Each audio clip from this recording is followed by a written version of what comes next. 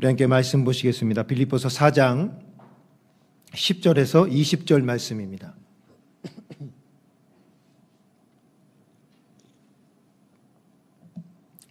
빌립보서 4장 10절에서 20절 말씀, 저 한 절, 여러분 한 절 교독하도록 하겠습니다. 내가 주 안에서 크게 기뻐함은 너희가 나를 생각하던 것이 이제 다시 싹이 남이니 너희가 또한 이를 위하여 생각은 하였으나 기회가 없었느니라.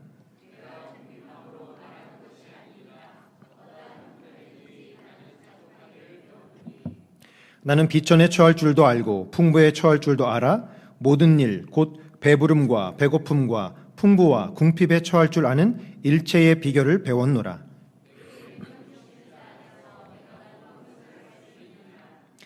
그러나 너희가 내 괴로움에 참여하였으니 잘하였도다.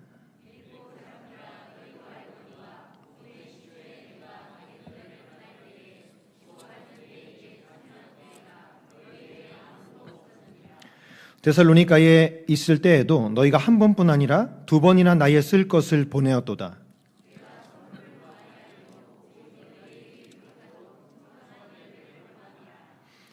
내게는 모든 것이 있고 또 풍부한지라 에바브로디도 편에 너희가 준 것을 받음으로 내가 풍족하니 이는 받으실 만한 향기로운 제물이요 하나님을 기쁘시게 한 것이라.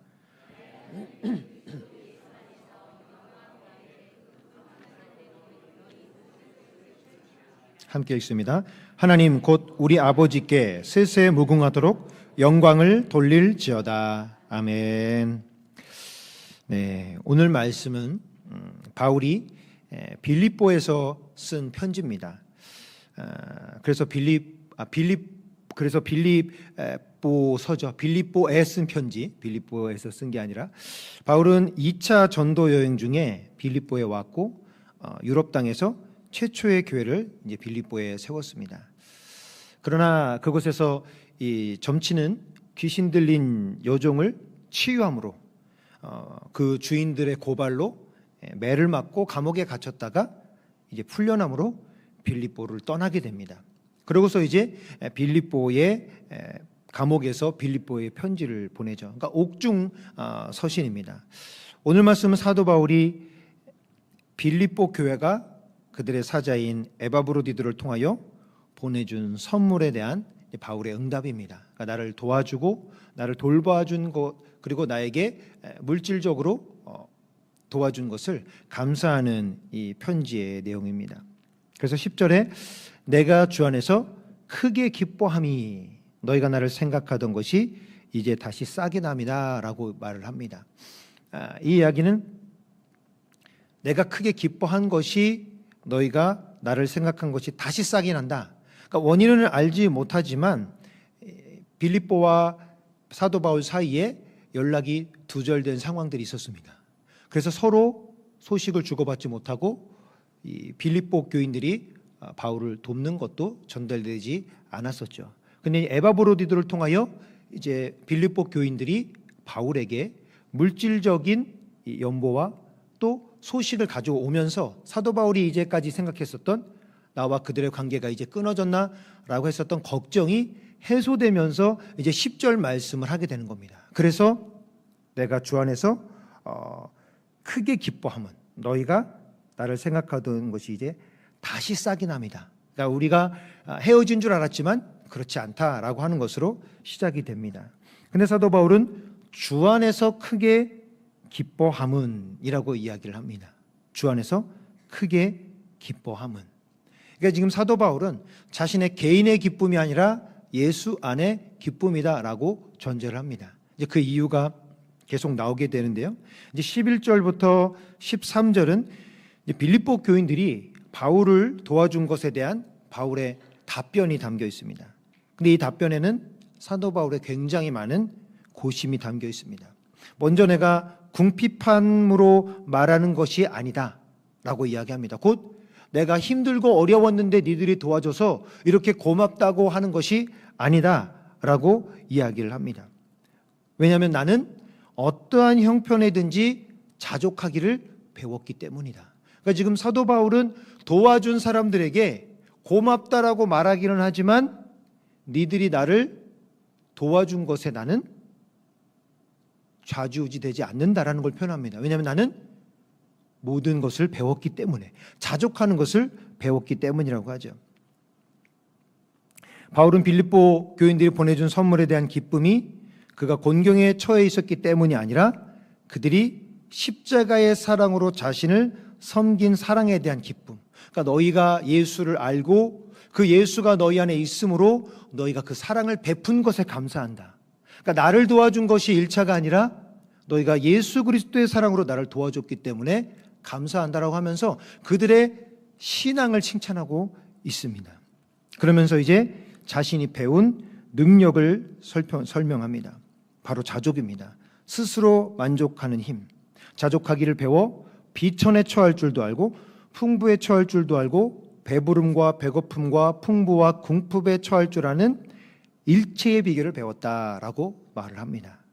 이 비천이라고 하는 단어는 예수께서 자기를 낮추시고 자기를 낮추사 할 때 이 낮추다와 같은 어근을 사용합니다. 그래서 비천이라고 하는 것은 아주 낮다라고 하는 의미를 가지고 있는데, 지금 오늘 사도 바울은 그것에 반대로 비천에 처할 줄도 알고 높음에 처할 줄 알고라고 하지 않고 무엇이라고 합니까?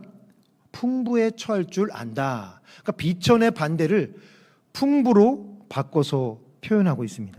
그리고 계속해서 배부름과 배고픔, 풍부와 궁핍이라는 단어를 사용해서 인간의 삶의 특성을 명확하게 표현을 하고 있는 것입니다. 왜냐하면 인간이 물질의 지배 아래 살고 그 영향을 받고 있기, 그 영향을 피할 수가 없기 때문에 사도 바울은 지금 물질을 표현해서 일체의 비결을 배웠다라고 이야기를 합니다. 그래서 사도 바울의 아주 유명한 고백 13절 말씀이죠. 내게 능력 주시는 자 안에서 내가 모든 것을 할 수 있느니라. 이 말씀이 사도 바울의 고백을 이 11절 12절을 통해 보면 이 말씀은 나는 좋은 환경, 나쁜 환경, 배고픈 환경, 배부른 환경, 모든 환경에서 자족하며 환경을 다스릴 수 있는 일체의 비결을 내게 능력 주시는 자 안에서 배웠다. 내가 그 배운 모든 일체의 비결은 내게 능력 주시는 자 안에서 나왔다라고 하는 고백입니다. 그렇게 따지면 예수 안에서 모든 상황을 견디고 다스릴 수 있는 일체의 비결이 곧 내게 능력 주시는 자 안에서 나왔다는 겁니다. 그러니까 내게 능력 주시는 자 안에서 모든 것을 할 수 있다라고 하는 것은 예수님 안에 있으면 못할 것이 없다가 아닙니다. 그건 잘못된 해석이죠. 사도 바울이 한 문맥 안에서 이 글을 봐야지 13절만 따로 딱 떼서 보면 안 되는 겁니다. 근데 이 13절은 조금 뒤에 다시 설명을 하고요. 이후 14절부터는 여전히 빌립보 교인들에게 감사하면서도 여전히 사도 바울은 물질 자체에 의미를 두지 않으려고 편지에 노력합니다. 그러니까 니들이 도와준 게 감사하지만 나는 그것이 중요한 게 아니야 라고 계속 설명합니다. 그들이 한 일을 잘했다고 14절에 칭찬하지만 칭찬 내용이 한 줄로 굉장히 짧습니다. 아주 건조하죠. 그리고 그들이 여러 번 바울에 쓸 것을 보내었지만 17절에 뭐라고 얘기하냐? 내가 구한 게 아니야. 니들이 보냈지 내가 어렵다고 도와준 것이 아니다. 그러면서 또 뭐라고 얘기하냐면 나는 모든 것이 있고 나는 또 풍부하다라고 설명하고 있습니다. 그리고 에바브로디도를 통해 빌립보 교인들에게 받은 것으로 풍족하다. 니들이 이거 준 것으로 풍족해. 이 이야기는 무슨 뜻입니까? 그만 보내라는 뜻입니다. 안 보내도 돼라고 사도 바울은 이야기를 합니다. 그러면서 그 모든 섬김은 니들이 나에게 줬지만 하나님을 기쁘시게 한 것이다 라고 하면서 물질적인 도움에 대해서 계속해서 사도 바울은 거리를 두고 있습니다. 선물이 필요 없다. 근데 지금 오늘 서신이 무슨 서신이라고 말씀드렸죠? 옥중 서신입니다. 감옥에 갇혀 있습니다. 그게 감옥에 갇혀 있든 자택 구금이든 사도 바울이 넉넉하겠습니까? 넉넉하지 않겠죠. 분명히 넉넉할 수 없습니다. 왜냐하면 사도 바울은 특별히 자비랑 선교사였습니다. 그래서 그가 일을 해서 번 돈으로 사역을 했습니다. 그러니 지금 감옥에 갇혀 있으니 그의 수입원이 완전히 끊겨버린 겁니다. 분명히 배부를 수 없겠죠. 그러나 사도 바울은 고백하는 겁니다. 나는 비천에 처할 줄도 알고 풍부에 처할 줄도 알고 배고픔과 배부름 모든 것에 나는 자족할 수 있는 일체의 비결을 배웠다. 그게 내게 능력 주시는 자 안에서 나의 능력이다, 힘이다 라고 고백하고 있는 것입니다. 그러면서 이제 마지막으로 빌립보 교인들의 후원을 감사하게 받고 있지만 물질에 의지하지 않는다라고 하는 것을 강조하며 19절에 하나님께서 예수 그리스도의 영광스러운 방법으로 그들을 채워주실 것을 기도하며 마무리합니다. 이 19절은 영적인 체험을 의미하는 것이 아니라 정말로 하나님이 그들을 지켜주실 것을 사도 바울이 기도하고 있습니다. 근데 그 기도하는 그 내용이 뭐냐? 그리스도 예수 안에서 영광 가운데. 그러니까 하나님께서 예수 그리스도의 영광스러운 방법으로 너희를 채워주실 것이다. 너희의 물질적인 것을. 그러니까 이것은 우리가 좀 더 사도 바울의 고백을 통하여 다시금 그들에게 이야기하면 하나님이 너희를 먹을 것으로 채워주실 것이다. 너희의 입을 것을 채워주실 것이다 라고 하는 의미도 담고 있지만 더 나아가서는 지금 사도 바울의 고백이 그들의 고백이 되기를 사도 바울은 기도한다는 겁니다. 하나님이 나에게 먹을 것을 채워주셔서 감사하는 것이 아니라 먹을 것이 채워지거나 채워지지 않거나 감사할 수 있도록. 왜냐하면 그것이 그리스도 예수 안에서 영광 가운데 풍성한 대로입니다. 예수 그리스도 안에서 곧 십자가 복음으로 영광스러운 방법으로 채워질 것이다. 바울은 왜 이토록 물질에 관해 어렵고 힘든 길을 선택하고 있을까요? 도와주면 받으면 되고 나도 받았으면 나도 도와주면 되잖아요. 근데 그렇게 하지 않고 철저하게 자기가 무엇을 받는 것에 제한을 두고 있습니다. 그것은 끊임없이 그에게 힘을 불어주고 있는 분이 예수 그리스도라는 사실을 본인 스스로 계속 시인하기 위함입니다. 아, 나를 도와주시는 분은 하나님이다. 물론 하나님이 그 사람들을 통해서 물질을 도와줄 수도 있겠죠. 그러나 사도 바울은 그것에 의지하지 않으려고 발버둥을 치고 있습니다. 이제 그만 줘도 된다. 나는 하나님이 주시는 것으로 자족하는 힘을 배웠다라고 고백을 합니다. 예전에 13절 말씀이 아까 말씀드린 것처럼 하나님 안에 있으면 나에게 불가능이 없다라는 말로 믿고 많은 사람들이 집집마다 걸어놓은 적이 있습니다. 그렇죠? 빌사일삼, 빌사일삼 막 다 외워가지고 그냥 막 이거 놓고 기도도 하고, 저도 수련회 가면 우리 부장님이 막 이거 선포하고 니들은 뭐든지 할 수 있다라고 해서 막 기도했습니다. 나중에 커서 성경을 다시 보니까 그 얘기가 아니에요. 우리의 탐욕이 이 말씀을 그렇게 믿고 싶었던 겁니다. 십자가 복음으로 사도 바울이 나는 부유하거나 가난하거나 상관없다. 이것은 가난하겠다는 말씀도 아닙니다. 사도 바울은 가난을 추구한 삶이 아니라 부든 가난이든 난 상관없다. 부해도 예수로 가난해도 예수로 나는 만족한다라고 하는 고백입니다. 근데 그 고백을 예수님 안에 있으면 난 뭐든지 할 수 있다.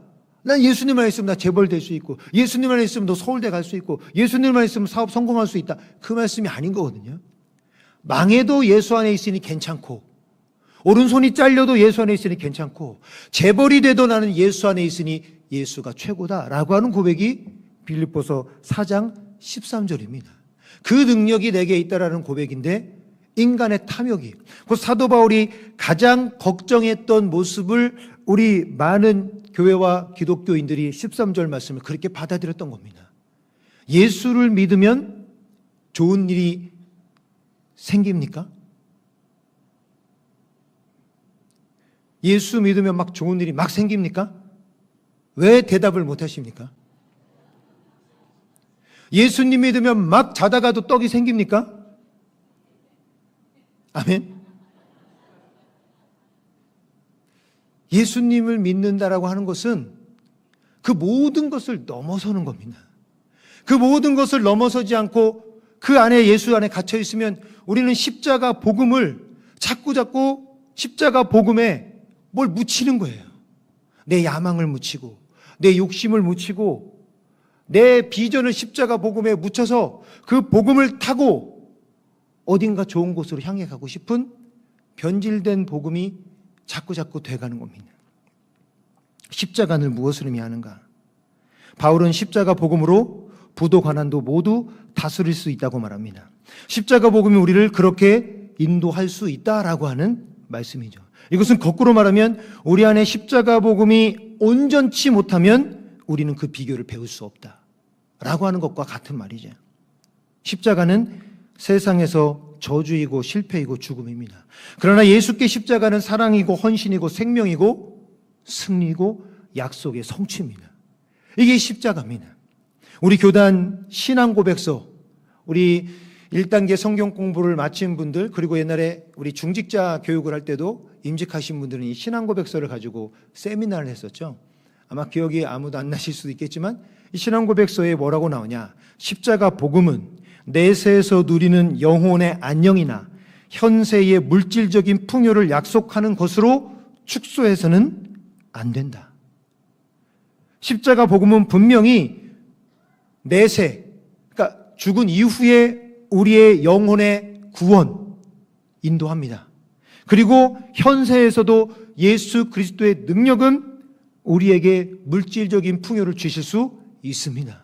그러나 그것으로 만족하고 끝나서는 안 된다라고 우리 교단 신앙고백서에 얘기합니다. 그러면서 뭐라고 하냐? 십자가 복음이 선포되는 곳에는 소외된 자들의 자유와 해방이 나타나야 된다. 그리고 사도 바울은 십자가 복음을 전하는 곳에는 하나님의 의가 나타난다라고 선포하고 있습니다. 그런데 우리가 십자가 복음을 온전히 믿지 못하고 자꾸 세상의 때를 십자가 복음에 묻혀 천국 가는 도구, 이 땅에서 풍족함을 하나님께 약속받기 위한 도구로 교묘히 바꿔 나아갈 때가 너무나 많습니다. 그러다 보니까 오늘날 한국교회와 성도들에게 이런 위기가 닥친 것이죠. 기독교인이 늘어나고 교회의 부피가 커질수록 자유와 해방을 누리는 사람들, 하나님의 의가 나타나는 이들이 점점 많아져야 되는데 예수 믿는 사람들이 많아지고 교회가 크면 클수록 교회가 부정부패에 연루된 일들이 더 많이 일어나고 예수 믿는 사람들의 죄된 모습이 더 많이 드러나게 되고 있습니다. 잘못됐죠. 왜 그러겠습니까? 십자가 복음을 온전히 믿지 못하기 때문입니다. 예수는 믿는데 십자가 복음을 온전히 믿지 못하니까 십자가가 가진 능력이 부담스럽고 십자가가 가진 능력이 불편합니다. 오른뺨 때리면 왼뺨 때리라고 하는데 예수를 믿어도 오른뺨을 때리면 피하던가, 차라리 피하면 다행이죠. 왼뺨이 날아오기 전에 선빵을 때리는 사람들이 기독교인들 가운데도 여전히 존재하고 있지 않습니까?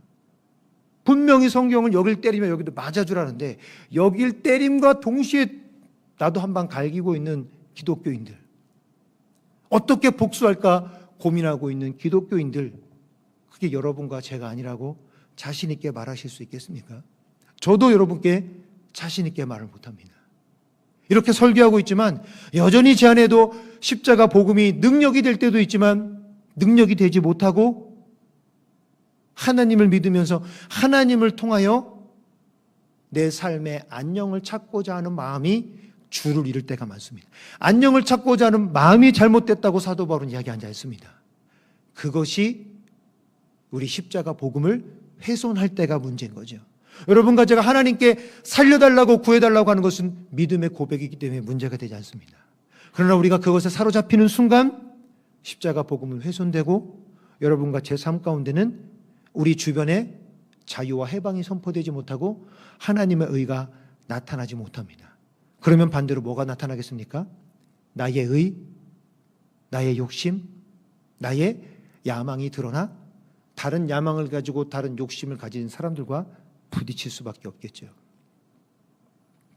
본문에서 바울은 십자가 복음으로 살아가는 능력을 밀질에 빗대서 말했습니다. 그것은 물질이 의식주 모두를 다스리기 때문입니다.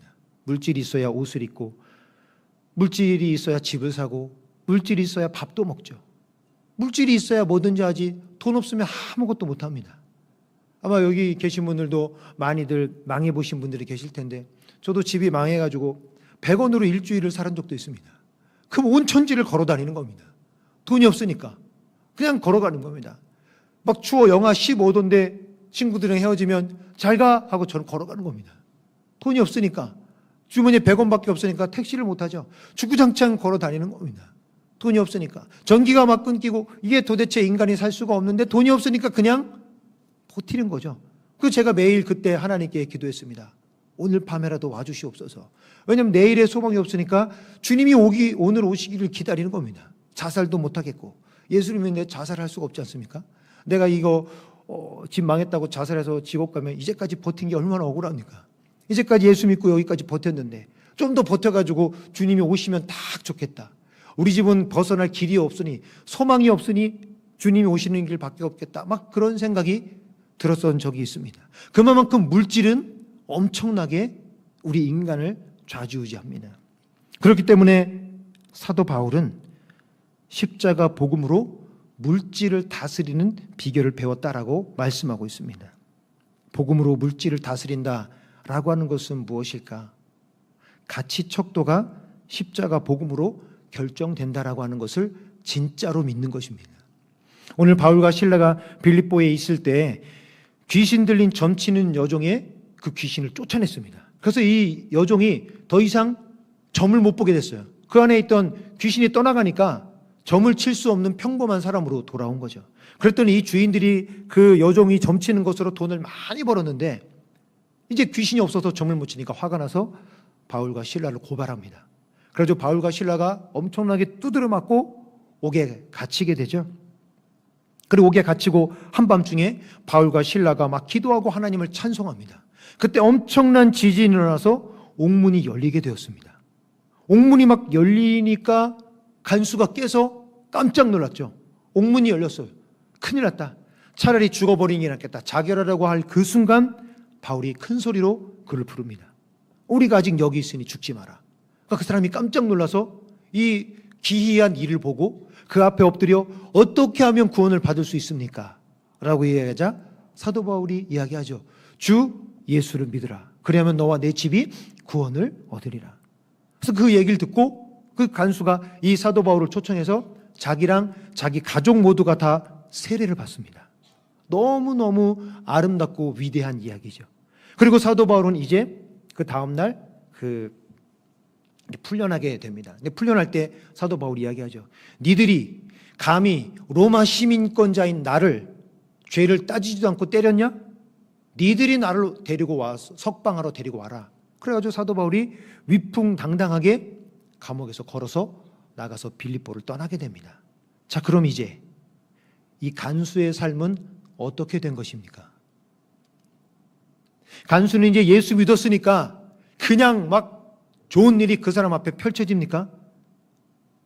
이제 바울이 예수 그리스도를 전하다가 실라와 함께 두드려 맞고 감옥에 갇힌 삶이 이제 누구의 삶이 될 예정입니까? 간수의 삶이 될 예정입니다. 예수를 믿으면 그렇게 두드려 맞고 감옥에 갇히는 건데 그 간수는 이제 그 예수를 믿었으니 이제 고생문이 열린 겁니다. 이제 두드려 맞고 감옥에 갇힐 일만 남았습니다. 아니면 예수를 포기하든지. 이게 십자가 복음의 가치인 겁니다. 여러분과 제가 성경을 읽을 때 좋은 말씀 이면에 담긴 하나님의 뜻과 십자가 복음의 능력을 우리가 계속해서 되새기지 않으면 사단은 우리로 하여금 교묘하게 우리가 예수 믿고 무엇인가 더 잘 될 것이라고 하는 그 잘됨이 세상의 가치로 바뀌도록 미혹합니다. 잘 되는 것이 무엇입니까? 오늘 간수는 잘 됐습니까? 잘못됐습니까? 대답을 못 하시네요. 간수는 잘 됐습니까? 잘못됐습니까? 잘 됐습니다. 감옥에 갇히면 잘못된 겁니까? 예수를 안 믿고 감옥에 갇히면 잘못된 거죠. 그러나 예수를 믿음으로 감옥에 갇히면 그것은 잘된 겁니까? 잘못된 겁니까? 잘된 겁니다. 여러분도 그렇게 고백하실 수 있겠습니까? 너무 아멘이 적어서 당황스럽습니다. 오늘날 이 땅에 십자가 복음이 너무너무 변질되어 있습니다. 저는 어려서부터 교회를 다녔죠. 제가 의식이 있을 때부터 이미 저는 교회를 다니고 있었고, 의식이 있을 때부터 저희 엄마가 막 눈물로 기도하는 모습을 보며 자랐습니다. 그리고 제가 그 기독교 신앙 가운데 저는 중학교 1학년 때 성령 체험을 하고 그때부터 방언을 받아서 저는 엄청 기도를 많이 하고 살았습니다. 그래서 중학교 때 제가 막 새벽 예배 나가서 매일매일 막 2시간씩 기도했어요. 엄마가 집에 가자고 깨워서 그러고 갔습니다. 기도를 많이 하며 자랐어요.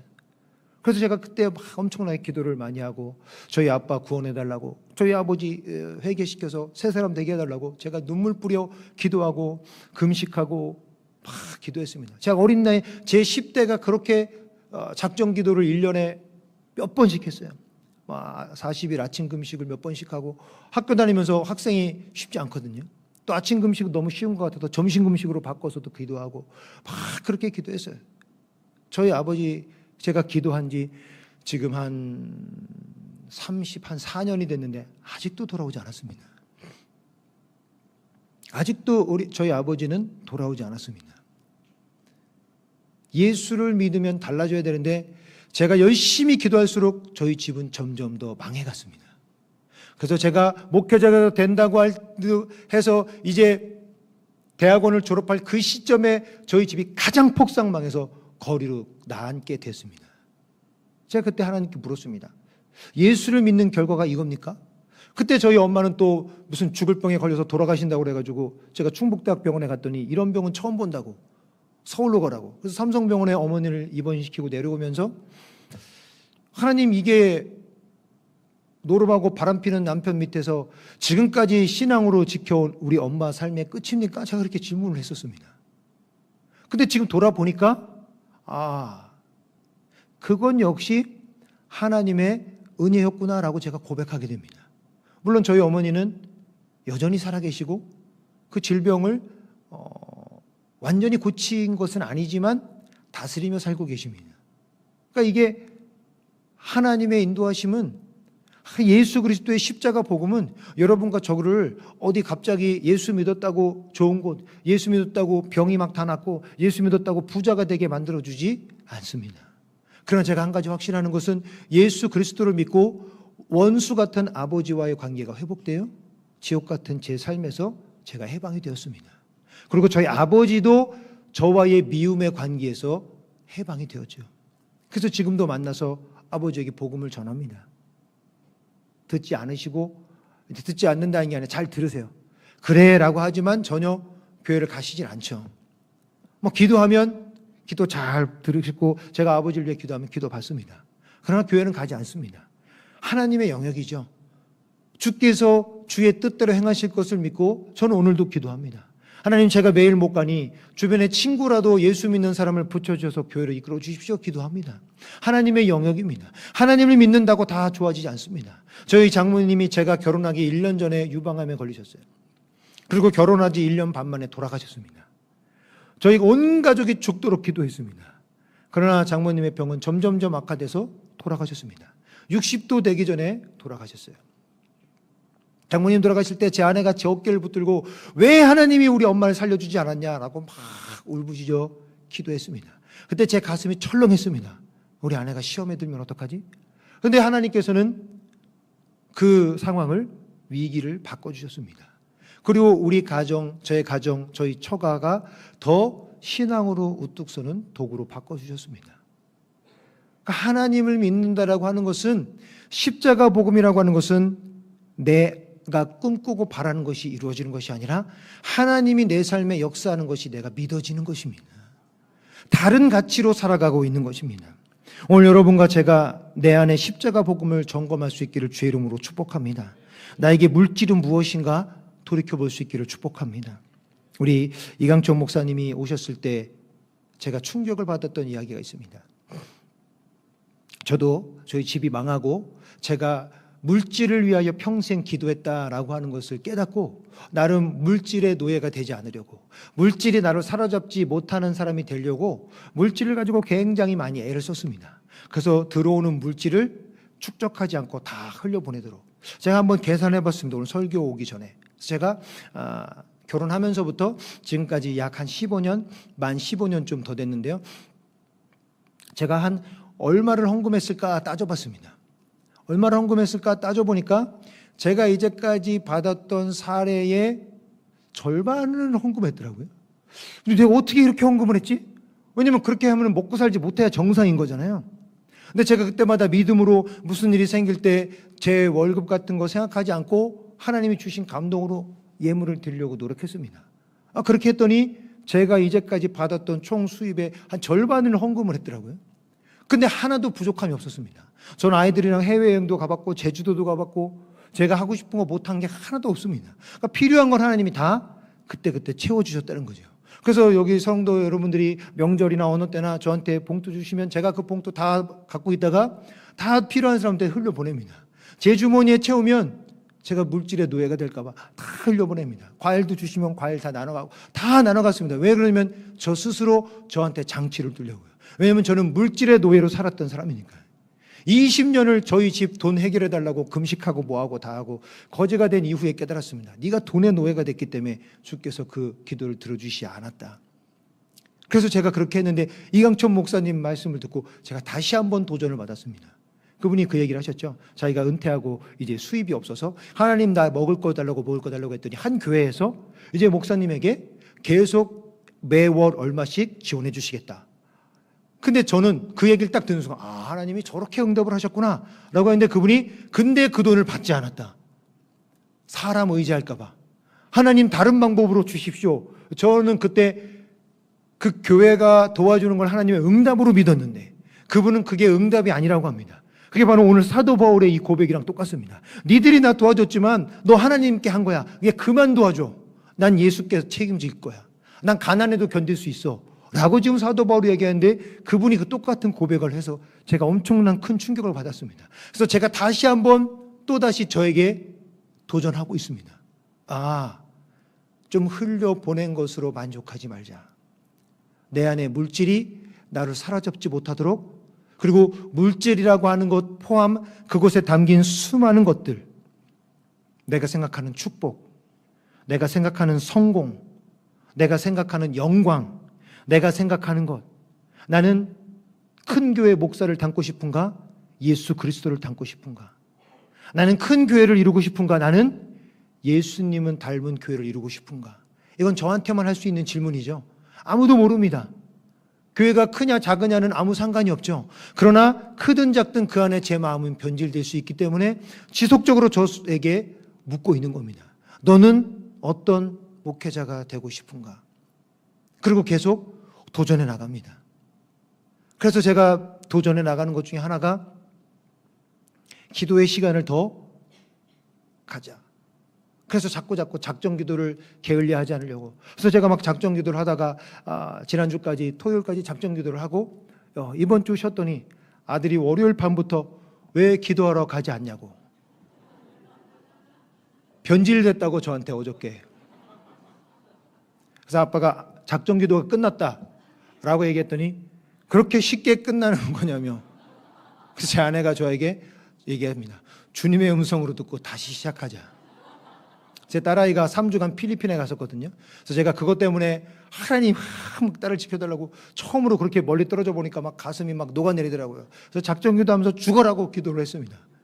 그러고서 이제 무사히 돌아와 작정기도가 마쳤더니 아들이 저에게 주님의 음성을 왜 이렇게 쉽게 작정기도가 끝나냐며 변질됐다고 저한테. 그래서 제가 다시금 기도하려고 합니다. 그러니까 여러분 십자가 복음으로 산다라고 하는 것은 그냥 예수 믿고 막 좋은 일 일어나고 막 영광스러운 일들이 일어나는 것이 아니라 예수를 믿으며 좋은 일이 있을 때 자만하지 않고 나쁜 일이 있을 때 낭망하지 않고 예수로 계속 만족하며 사는 삶인 줄 믿을 수 있기를 주의 이름으로 축복합니다. 우리 누가복음 6장 49절 말씀 한번 띄워줘 보실게요. 우리 함께 읽겠습니다. 듣고 행하지 아니하는 자는 주추 없이 흙 위에 집 지은 사람과 같으니 탕류가 부딪힘에 집이 곧 무너져 파괴됨이 심하니라 하시니라. 아멘. 지금 뭐라고 말씀합니까? 듣고 행하지 않는 자는, 말씀이 들어와서 내 마음에 들어왔는데 내 마음을 울렸는데 행하지 않는 것은 흙 위에 집을 짓는 사람과 같다라고 하는 겁니다. 그러면 다시 말해 반석 위에 집을 짓는 사람은 누구냐? 말씀을 듣고 행하는 자다. 행한다라고 하는 것은 무엇이겠습니까? 요단강을 건널 때 제사장들이 한 발을 내디딘 그것이 행함입니다. 그 이유는 성령께서 우리를 끌어당겨 주시는 것이고 역사를 이루시는 것은 주님이고 우리는 그 한 발을 내딛는 순종입니다. 그러면 하나님께서 우리를 그 반석 위에 세우사 우리를 이끌어 가 주시는 것이죠. 그러면 여러분과 저는 오늘도 십자가 복음으로 새로워져 변질된 십자가 복음이 아닌 순수한 십자가 복음으로 내 삶 가운데 일어나는 모든 일들을 믿음으로 받아들이고 상황에 흔들리지 않고 상황을 다스리는 예수 그리스도의 사람이 될 줄 믿습니다. 여러분과 제가 그런 사람이 될 줄 믿습니다. 우리 모두 십자가 복음을 온전히 믿어 십자가가 승리이고 십자가가 복음으로 구원받는 것이 축복임을 날마다 고백하는 삶이 되기를 축복합니다.